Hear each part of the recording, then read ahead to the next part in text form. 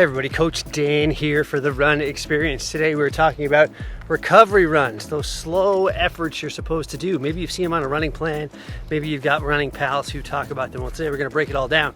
What you need to know about when to do a recovery run, how long to do it, how you know if you're doing it right, everything you need to get those recovery miles in. After a long run or a hard effort, your muscles have got a lot of rebuilding and repair to do. That's part of the reason we do those hard efforts, is to beat them up a little bit. One of the ways you can help to speed that recovery along is by increasing blood flow to those muscles that are busted up. And what's the best way to increase blood flow? Well, sadly, it's to use them. And so this is what a lot of people call a recovery run. It's going to be a slow, relatively short effort that happens within 24 hours of your big workout or your long run.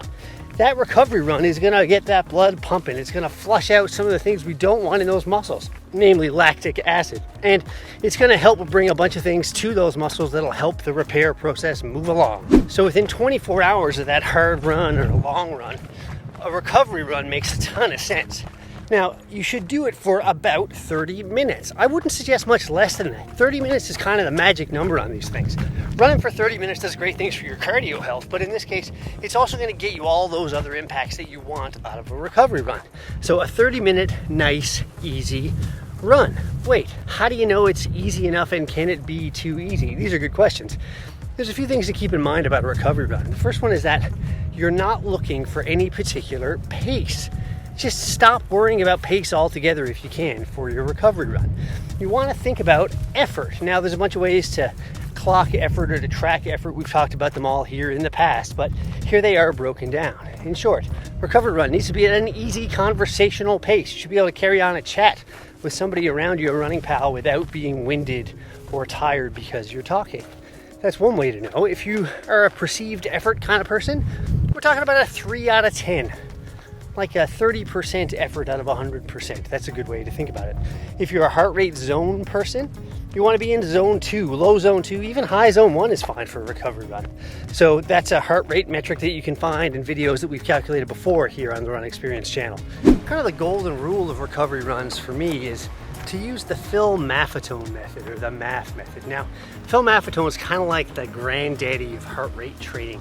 This guy has figured out the great ways to keep you working well as an endurance athlete and to get the most out of your training. That MAF method, or the MAF calculation, is 180 minus your age. So if you're kind of old like me and you're 40, well, 180 minus 40 is 140.